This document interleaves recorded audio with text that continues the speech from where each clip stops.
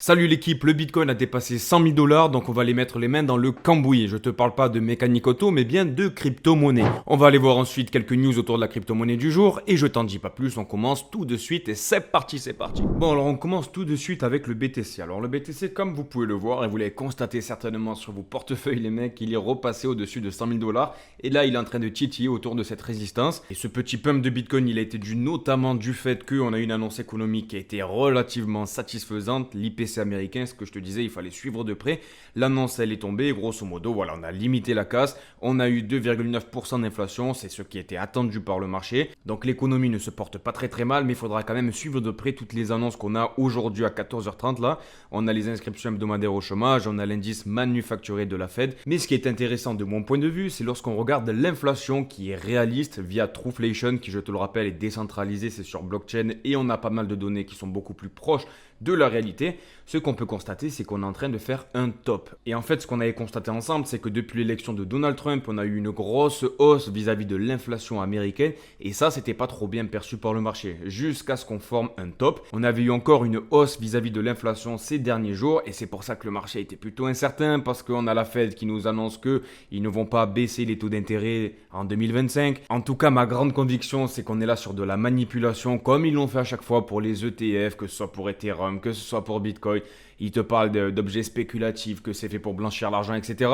Au final, JP Morgan, le PDG, il te dit que c'est de la merde, mais il s'en remplit plein les poches quand il te dit ça. Et comme tu le sais, il y a Donald Trump qui arrive maintenant dans 5 jours à la Maison Blanche américaine. Et lui, son objectif, il est vraiment clair. Il veut réindustrialiser le pays un maximum. Et pour réindustrialiser un pays, tu as besoin d'avoir des taux d'intérêt qui soient faibles. Bref, ce qu'on peut constater sur Trueflation, du coup, c'est qu'on est en train de former un top. Alors, on espère que la correction va se creuser, qu'on va passer en dessous des 3%. Parce que là, voilà, potentiellement, ça pourrait être hyper intéressant parce que ça pourrait confirmer une tendance baissière vis-à-vis de l'inflation. Par ailleurs, si on se jette rapidement sur la carte thermique des liquidations vis-à-vis du contrat de Bitcoin sur Binance, ça fait beaucoup de mots, mais grosso modo, en fait, ça te permet de voir là où il y a de la liquidité et là où le Bitcoin est aimanté.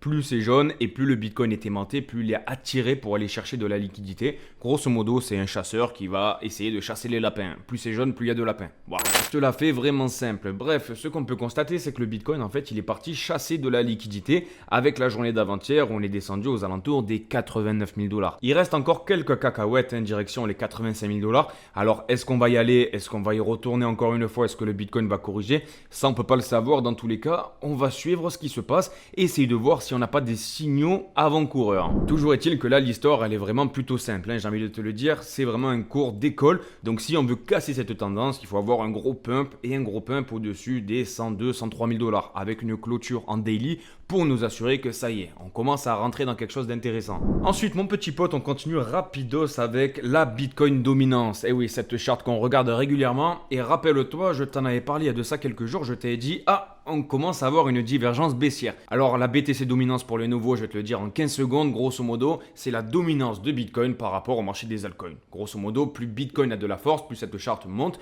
et plus les altcoins ont de la force par rapport au Bitcoin, plus cette charte descend. Et nous, on est investi dans la crypto-monnaie, on est investi dans les altcoins, donc forcément, on a envie de voir cette charte descendre. Et grosso modo, dans la temporalité, on commence à rentrer dans une zone qui, historiquement, a toujours marqué un gros pump sur les altcoins. Donc voilà, on est vraiment à la frontière entre les deux, on commence même à devenir un petit peu mûr là. Bon, et pour revenir à notre fromage, ce qu'on a vu ensemble, c'était qu'on avait eu une divergence baissière, voilà, qui n'était pas incroyable, mais elle était bien présente. Elle était entre du coup ce petit point là et ce bottom. Derrière ça, on a eu une annonce vis-à-vis de JP Morgan qui nous a fait du bullshit complet. Il nous a dit que c'était fait pour blanchir l'argent, etc. Il nous a fait un classique, on a l'habitude sur le Bitcoin. Mais grosso modo, on a fait un petit pump ces derniers jours. Mais là, ce qu'on commence à constater, alors pas l'échelle daily, mais ça risque d'arriver potentiellement. Si on garde de la force sur les altcoins dans les 4 heures qui viennent, parce que là, je suis à l'échelle 4 heures, ce qu'on peut constater, c'est qu'on a eu un petit pump du coup vis-à-vis de la dominance de BTC. En revanche, sur le momentum, on commence à apercevoir des petites divergences. Et ça, c'est plutôt sympatoche. Donc, je vais te la tracer grosso modo.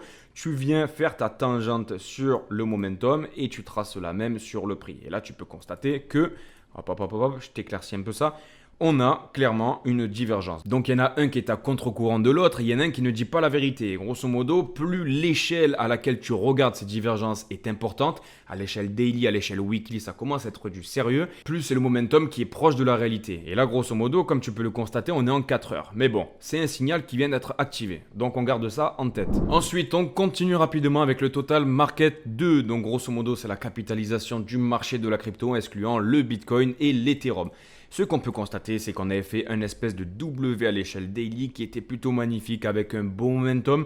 Et derrière, le Bitcoin a corrigé, donc forcément, les altcoins n'allaient pas partir tout seuls en ligne droite. Et comme tu peux le constater, on a un regain de force du coup vis-à-vis du pump qu'on a eu précédemment. Et là, on est en train de buter sur cette résistance aux alentours des 1000 milliards 40 millions. Donc là, l'objectif, si on veut avoir un pump des altcoins, il faut exploser cette résistance avec un momentum qui soit positif. Ça nous permettrait d'avoir un beau W formé à l'échelle même weekly, j'ai envie de te dire. Par ailleurs, si tu es sur la crypto bref depuis un certain moment maintenant, tu sais que moi j'aime bien jouer avec les vagues haussières parce que ça permet justement d'optimiser ses gains en sortie de bull run.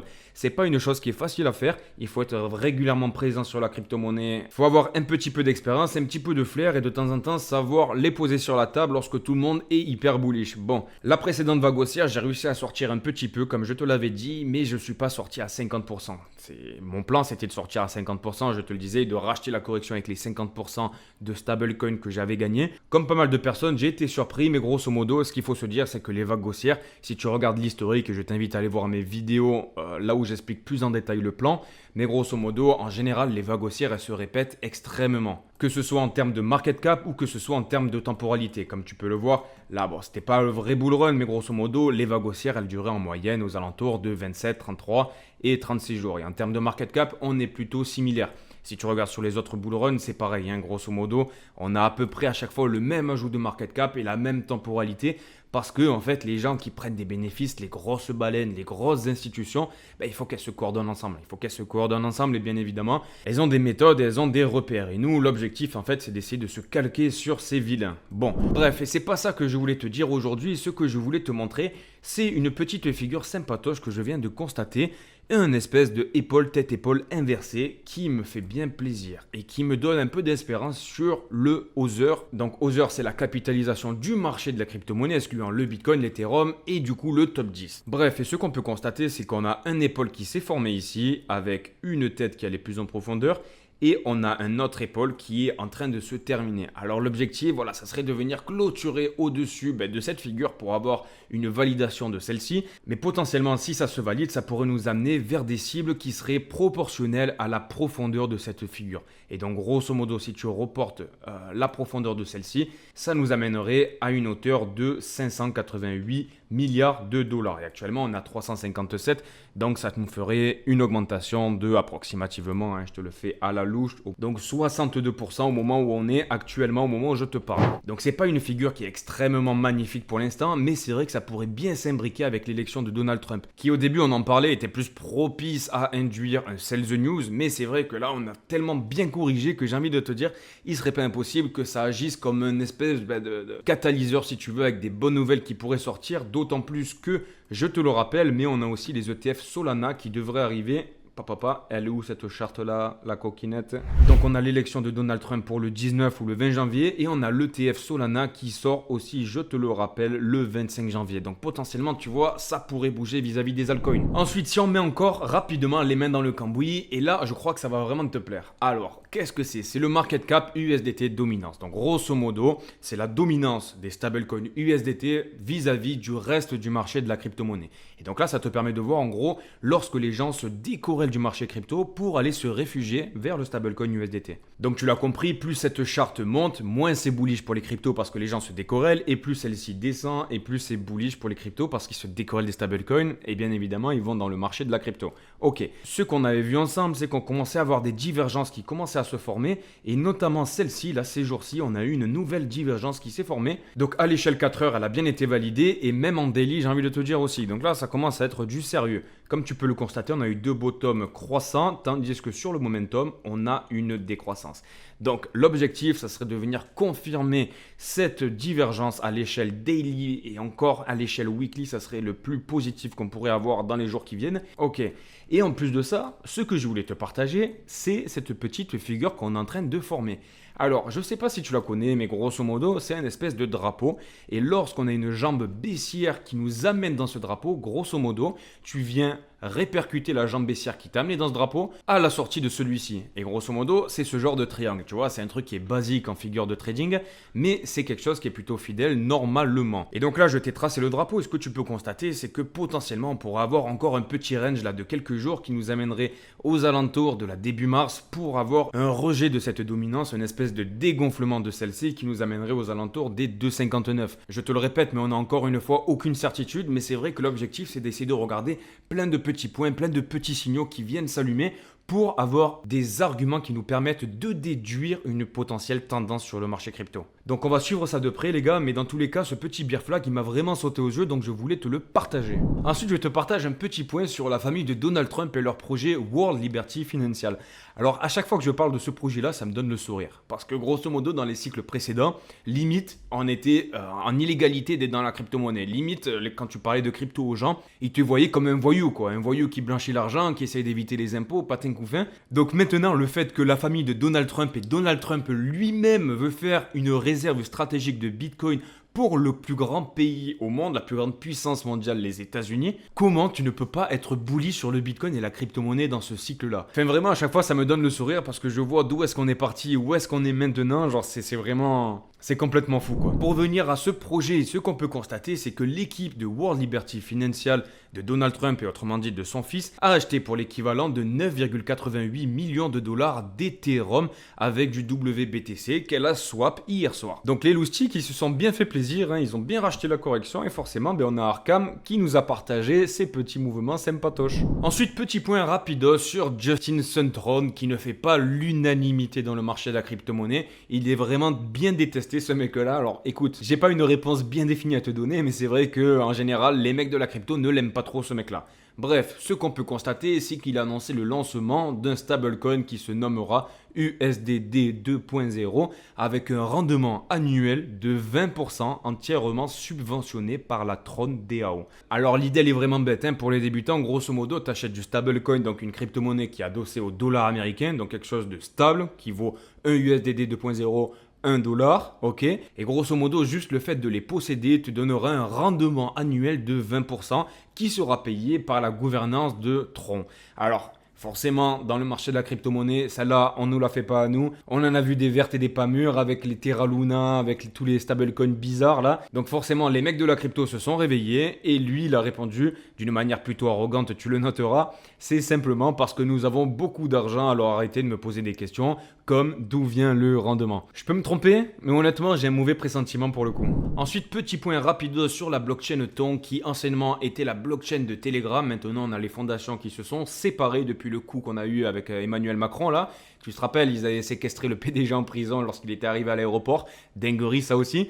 Grosso modo, Ton prépare un grand coup aux États-Unis sous la présidence de Donald Trump. Et même plus que ça, on a Manuel Stotz, du coup, le président du conseil d'administration de la fondation, qui a annoncé que les États-Unis figurent parmi les plus grands centres financiers mondiaux et qui voit dans les États-Unis un très grand potentiel et forcément ils ont l'intention de participer à cette évolution, à cette explosion de la crypto-monnaie dans les années à venir au sein du pays des États-Unis, au sein du pays de Donald Trump. Il est vrai que le nouveau bureau, le nouveau ministère, t'appelles ça comme tu veux, qui va être créé sous la présidence de Donald Trump, forcément ça va leur donner le vent dans le dos à cette équipe-là. Donc on va suivre ça de près, mon petit pote. Et oui, on fait un petit point cocorico. Et oui, d'un côté on a Donald Trump qui attire tout le minage du monde entier, toutes les entreprises qui viennent se relocaliser aux États-Unis.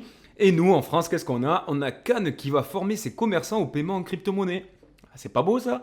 Donc voilà, il faut bien commencer quelque part. Dans tous les cas, c'est une belle initiative qui a été lancée par le maire de Cannes, David Lisnard, qui souhaite former ses commerçants à la nouvelle technologie, aux nouveaux moyens de paiement. Seul un aveugle ne verrait pas qu'on est vraiment dans un changement de paradigme qui est en train d'arriver vis-à-vis de la crypto. Ça va permettre d'éduquer, d'éveiller les esprits français. Donc on espère que c'est que le début. Ensuite, petit point sur un token que je t'ai présenté il y a de ça, patin couffin. Voilà, on était aux alentours du 27 décembre 2024, donc à l'année dernière. Les amis, Ce qu'on peut constater, c'est que VVAIFU, qui est dans les agents autonomes, je te le rappelle, pour te la faire vraiment simple pour ceux qui n'ont jamais écouté mes vidéos, c'est un virtual protocol, sauf qu'en gros, tu peux faire des agents autonomes qui sont corrélés à des NFT et pas uniquement de la crypto-monnaie. Et en fait, on avait une espèce de triangle d'accumulation qu'on avait constaté ensemble. Je t'ai dit, là, les gars, on commence à rebondir à un moment donné. Lorsque ça va exploser avec le volume qu'il y a, avec le nombre d'acheteurs, etc., à un moment donné, ça va exploser fort. Et sur la crypto brève, on en avait parlé aux alentours des 0,045 dollars et on était monté quasiment au 0,15. Ouais, pile poil 0,15. Donc, on a fait un vrai beau pump.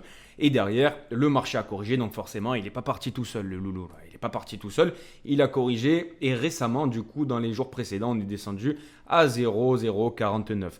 Donc pour ceux qui ont rechargé, c'est une bonne chose, je pense, selon moi. Mais la chose plutôt sympathique que j'aimerais te partager, et voilà, je ne suis pas un expert en design, hein, tu me l'excuseras, mais je pense que tu as compris la figure. On est en train potentiellement de former en 1 heure, et même en 4 heures, c'est validé, mais on la voit beaucoup mieux en 1 heure, un épaule, tête-épaule inversée qui potentiellement, si cette figure se valide, nous amènerait, ou du moins nous ramènerait, je dirais même, aux alentours des 0,11 dollars. En parallèle de quoi, on commence aussi à avoir des divergences haussières. On a eu vraiment un beau momentum là ces derniers jours, comme tu peux le voir, on est monté à 62 sur le RSI. Et comme tu peux le constater, là, même ce point ici, là, on était aux alentours des 55. Donc comme tu peux le voir, la divergence, elle est bel et bien là. Donc on espère que ça va se confirmer du moins à l'échelle daily et weekly. Mais si ça se confirme, je pense que ça pourrait être vraiment sympathique et qu'on pourrait retourner dans nos plus hauts. Bon, et bien c'est déjà terminé. J'espère que cette vidéo t'a plu, mon petit pote. N'hésite pas à mettre un petit like et un commentaire, à t'abonner si tu n'es pas abonné. Ça me donnera la force, tu le sais, avec l'algorithme YouTube, c'est comme ça que ça marche. N'hésite pas à revenir demain pour une nouvelle vidéo. En attendant demain, si tu veux venir discuter avec la crypto brève, n'hésite pas à venir sur notre groupe Telegram qui est en description de cette vidéo. Sur ce, prends soin de toi. Bisous, ciao, ciao.